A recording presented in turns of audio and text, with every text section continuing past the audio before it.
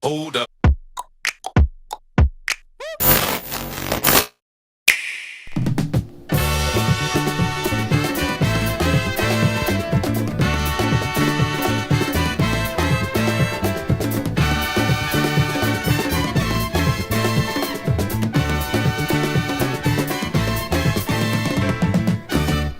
Alors bonjour, je suis Beauté et Héritage. Je propose des boissons qui sortent de l'ordinaire. Vous avez aussi des produits pour cheveux à base d'ambounou qui viennent d'Afrique et une palette de bijoux, pareil pour les boubous. Donc ce qui est bien avec Beauté et Héritage, c'est que cette boisson qu'on appelle le Cliteria de pois bleu avec de l'eau de coco va favoriser votre sommeil. Ce qui est bien aussi, ça prévient des maladies. Donc je recommande à tout le monde de consommer Cliteria coco ou Cliteria gingembre. Vous avez aussi le bougainvillier citron citronnelle. Alors je vous explique pas ce que ça peut apporter, le bougainvillier citron citronnelle. Sans compter mes petites crèmes, baobab, groseille pays, moringa. Donc vous avez de la crème de moringa pour déguster, c'est pas pour le visage. La crème de moringa, la crème de groseille pays et la crème de baobab. Je vous recommande fortement de venir me voir. Beauté et Héritage, vous ne serez que servi.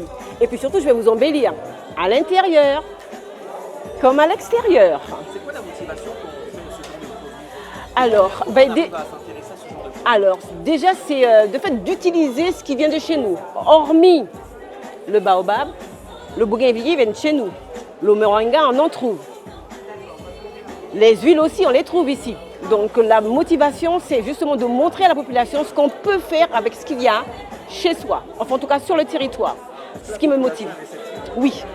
Ah oui. La preuve en est, ce matin, je suis arrivée avec mes boissons, pois bleu, eau de coco. C'est parti comme des petits pains. Donc oui, très très très réceptif. Oui. Notre patrimoine santé, attention, il est important. Donc il faut en prendre soin. Donc voici ce qui pousse la population à consommer sain. On entend plein de choses. Souvent, on vous met des produits dans les boissons, dans la nourriture. Il faut faire très attention. Donc le capital santé est important. Il faut consommer local et très sain. Sandrine, plus connue sous le nom de Diadène. Je suis artisan et je m'éclate avec des graines, de crochet et la calebasse. Oui, justement, mais c'est à travers ces événements-là qu'on touche cette population-là, qu'on leur apporte des conseils et qu'on leur donne ce qu'ils demandent. Quelle est la signification de certains motifs, c'est fait avec quoi, parfois aussi pourquoi c'est aussi cher.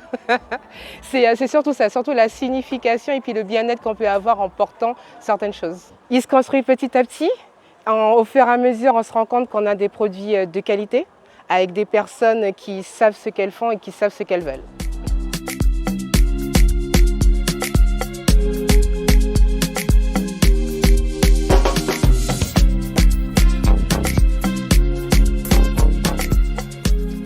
Bonjour, je suis Madame Servius Alvarade Rebecca, créatrice de la marque Conditions Sine Qua Non. La Péniche est un lieu que j'affectionne énormément et puis question de contribuer au commerce local et faire connaître justement nos activités, en tout cas ce que nous savons créer sur le territoire. Beaucoup d'influence réseau social et puis le côté je suis une femme donc je sais ce dont nous avons besoin et je prône le côté pratique. Effectivement, il y a quand même le facteur temps puisque j'ai une activité très prenante et effectivement ma marque c'est de la passion complètement. Donc oui, il y a le facteur temps et j'aime aussi le fait de pouvoir faire découvrir de nouvelles choses à mon public. De la communication, j'ai une boutique en ligne, j'ai les réseaux sociaux, le réseau et puis toujours invité. Hier j'ai exposé quelque part, j'ai invité à venir puisqu'il s'agit de 2 lieux différents et effectivement je ne propose pas les mêmes choses à chaque événement. Alors les matériaux utilisés, l'originalité, souvent quand on regarde un produit et quand on le regarde on me dit votre produit vous ressemble. Voilà, donc du coup je prends ça comme un compliment. Colorés, originaux sur les matières utilisées et surtout le côté très pratique, très fashion, très voilà, beau. Ce sont des produits qui sont destinés à toutes les générations. Tout à fait, ma clientèle va de la personne la plus jeune, elle a 20 ans et la plus âgée, elle en a 69. Donc ça parle à tout le monde. Bonjour, donc moi c'est Lauriane Chantilly pour LC Réflexo. La plupart du temps, les gens ont entendu ce qu'était la réflexologie plantaire, mais ils ne connaissent pas vraiment les bienfaits. Donc ça me permet, moi, en fait, de présenter mon activité, de leur expliquer ce qu'est la réflexologie plantaire et de pouvoir avoir un échange à ce niveau-là. On sous-estime beaucoup cette partie-là parce que bien souvent les gens trouvent que c'est répugnant, les mauvaises odeurs. On a une mauvaise image des pieds alors que ce sont nos pieds qui nous portent et on les néglige. Donc prendre soin des pieds, c'est prendre soin de son corps également. On doit prendre du temps pour nos pieds et en prenant du temps pour nos pieds, on prend du temps pour nous.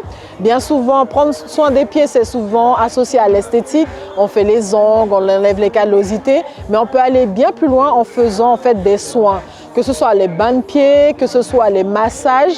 Donc la réflexologie plantaire, c'est les massages de pieds par point de pression qui permettent justement en fait, d'activer les zones réflexes. Et ces zones réflexes-là sont reliées à tous les organes du corps. Donc si c'est pour du bien-être, une fois par mois, une fois par trimestre, c'est parfait. Si c'est pour quelque chose de beaucoup plus précis, il faut d'abord faire une séance bilan. Et en fonction de la séance bilan, on pourra définir à quelle fréquence on fera la réflexo. Alors, je m'appelle Zahir Audrey, j'ai 35 ans et je suis créatrice de bien-être d'Amazonie. Oui et non. Oui, dans le sens à savoir si ça va fonctionner et dans le sens où les gens ont besoin de ça. Ils ont besoin de bien-être, d'écouter leur corps. Je viens à domicile justement et ça leur permet, parmi le planning assez chargé, d'avoir un moment pour eux, pour se détendre, se relaxer et avoir du plaisir pour eux-mêmes. Alors peut-être pas pendant le massage parce que la plupart dorment, mais à la fin du massage, oui, les gens ils sont contents, ils sont relaxés. La plupart me disent qu'ils vont bien dormir ou le lendemain je reprends des nouvelles d'eux et ils me disent qu'ils ont passé une bonne soirée, qu'ils ont bien dormi. Donc moi ça me fait plaisir. C'est une grande joie, je ne peux même pas l'expliquer. Je suis très contente quand je sors de mon massage et que les gens me disent qu'ils ont apprécié, ou même quand ils dorment, pour moi, c'est qu'ils ont apprécié le massage. Donc pour moi c'est très bien. Moi, on m'a poussée parce que ça fait longtemps que je fais du massage. Je travaillais avec mon cousin à l'époque et j'avais arrêté et on m'a toujours dit Audrey, tu as les mains, tu as le toucher, tu as tout pour faire le massage, donc de foncer. Donc je l'ai fait, j'ai foncé et de savoir que ça fait du bien aussi aux gens, que ça retire un moment de stress, ça leur donne un moment de joie dans la journée. C'est important de venir dans les salons, de leur expliquer, de bien leur expliquer les massages, de savoir comment ça se passe, les bienfaits, les vertus, surtout si les artisans proposent leurs produits. C'est bien aussi d'expliquer ça.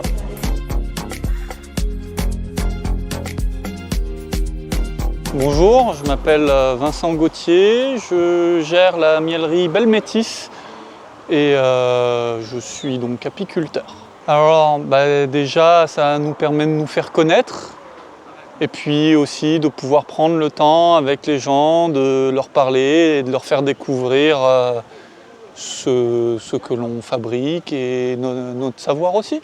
Alors le savoir-faire, déjà pour commencer, je suis apiculteur. J'ai appris l'apiculture auprès d'un monsieur qui s'appelle Nicolas Ibon, qui s'occupe de la miellerie de Macouria, où j'ai passé plusieurs mois chez lui durant la période apicole, afin qu'il me montre l'extraction, l'élevage des abeilles aussi, et puis toute la partie un peu, on va dire, conservation du miel et mise en pot, toute cette partie-là. Aujourd'hui, particulièrement, je suis venu avec des produits un petit peu différents de ce qu'on a l'habitude de voir en apiculture, où souvent on a notre porte-étendard qui est le miel. Alors aujourd'hui, je suis venu aussi avec on va dire ma casquette de masseur, où je suis venu avec des produits à base de cire d'abeille. Donc ça va être essentiellement des produits de massage ou des produits pour la peau ou cheveux qu'on va utiliser pour le soin quotidien. Donc voilà, qui vont être des produits à base de cire d'abeille et d'huile végétale. Ce qui est bon prend du temps. C'est souvent quelque chose qui revient beaucoup.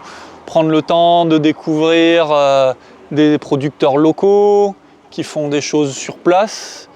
Souvent, c'est un gage de qualité aussi de pouvoir tracer son produit, par exemple, et avoir un producteur qui est prêt à montrer la fabrication, montrer la production, c'est aussi un gage de qualité. Pourquoi ? C'est de là d'où on vient, tout simplement.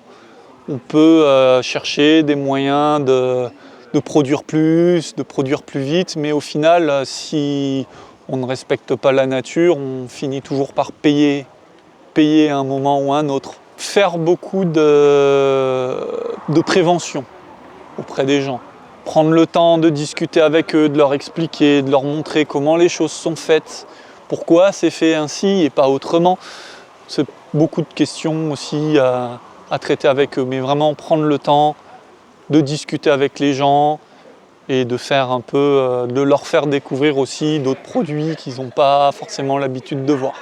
Moi, je suis Alison Vincent. Donc, moi, je suis là aujourd'hui au salon Racine et Anna Création pour proposer mes produits Adja à base de beurre de cacao et mes brumes parfumées à base d'ambre et de cannelle pour vous permettre de vous sublimer et de surtout nourrir votre corps avec des produits sains. Et on propose aussi de la réflexologie palmaire, donc tout ce qui est le massage des mains pour relâcher tout ce qui est les tensions, les douleurs et aussi les massages relaxants. Voilà. Oui, je pense que c'est très important parce qu'on est dans une dynamique où, avec tout ce qui nous entoure, on ne connaît pas les compositions des produits, donc on ne connaît pas les réactions. Donc plus on se rapproche de ce qui nous entoure, parce que c'est le but aussi de prendre nos ressources qu'il y a en Guyane et de voir pour proposer des choses qui nous permettent de créer une meilleure économie solidaire en valorisant ce que nous, on fait entre nous et puis pour notre bien-être et notre santé parce qu'effectivement, notre peau absorbe beaucoup. Donc en étant beaucoup plus conscient de ce que l'on met sur notre peau extérieurement et ce que l'on met à l'intérieur de chez nous, ça permet de pouvoir être plus résistant et de vivre un peu plus longtemps, on va dire. Je pense que c'est important, oui, parce que les gens maintenant sont beaucoup plus, comme tu disais, le mot pointilleux, ils sont beaucoup plus pointilleux sur les produits qui sont vendus par les artisans, comment on les valorise, où on les produit, qu'est-ce qu'on utilise comme matière première. Oui, les gens sont beaucoup plus conscients de faire attention à ce qui les entoure par rapport à tout ce qu'ils voient en extérieur et de se rapprocher vraiment de personnes où ils savent qu'il y a un savoir-faire et que surtout, on utilise ce qui est en local. Parce que c'est vrai que moi j'utilise le beurre de cacao pour me différencier de tout ce qui existe parce que je sais la richesse du cacao et puis on va dire qu'au niveau on va dire local, même créole, le cacao c'est une ressource qui est forte et même dans l'histoire des Noirs, c'est quelque chose qui est fort. Alors, on est surtout soutenu par, on va dire, la communauté au niveau des réseaux, mais c'est vrai qu'au niveau, je vais dire, de la structure économique ou même politique, on ne valorise pas assez les artisans guyanais, je dirais. Parce que c'est vrai que si ce n'est pas par le bouche à oreille ou le fait des manifestations comme ça, les gens ne savent pas qu'on fait des choses comme ça en Guyane.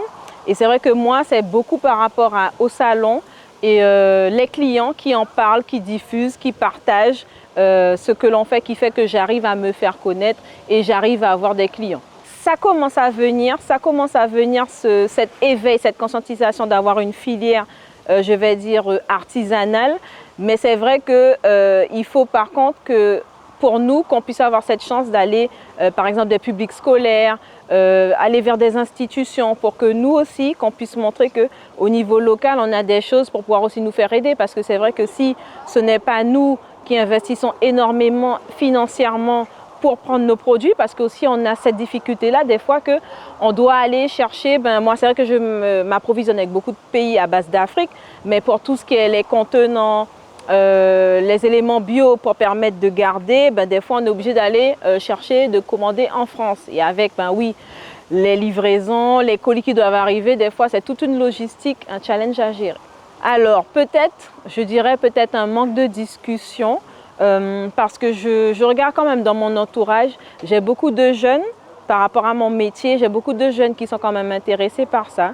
Donc aussi peut-être faire des choses où on fait peut-être plus des ateliers parents-enfants autour de tout ce qui est créer ses propres produits. Pourquoi c'est important d'avoir des produits à la maison qui sont sains, qui sont bio, qui nous permettent voilà, de créer des moments aussi de partage entre nous. Ce serait une bonne idée aussi pour permettre effectivement que les enfants et puis les jeunes soient beaucoup plus alertes dessus. Très belle question.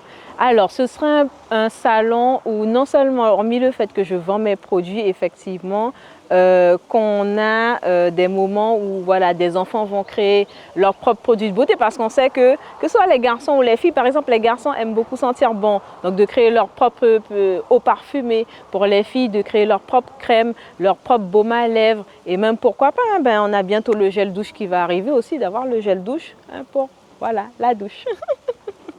Alors, je suis Marie-Flore Dalin, je suis la responsable de la salle d'événementiel La Péniche. C'est une salle où nous faisons surtout de la location pour des manifestations familiales. On loue aussi pour des spectacles et puis depuis quelques années, on organise l'événementiel sous forme de salon.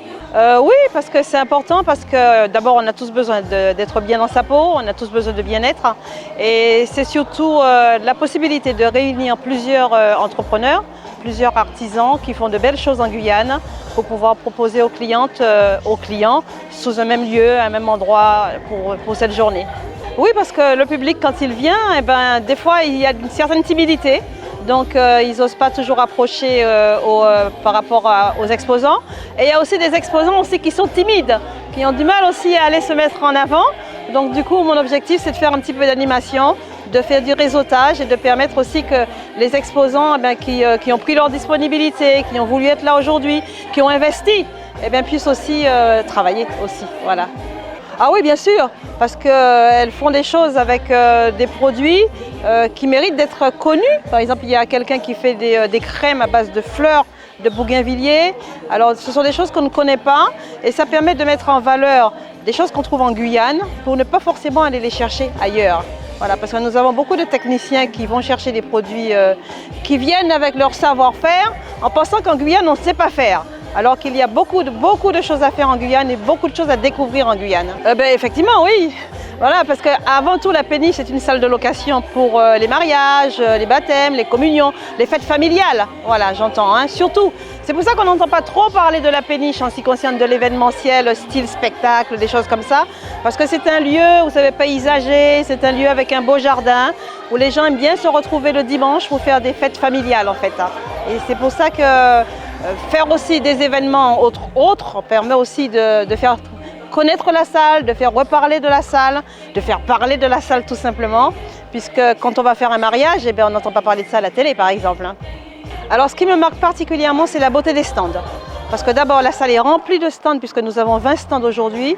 Elles sont vraiment bien faites, bien décorées, bien mises en avant. Les personnes qui sont là sont jolies, sont bien habillées, sont bien accueillants. Et donc c'est du pro, c'est du pro.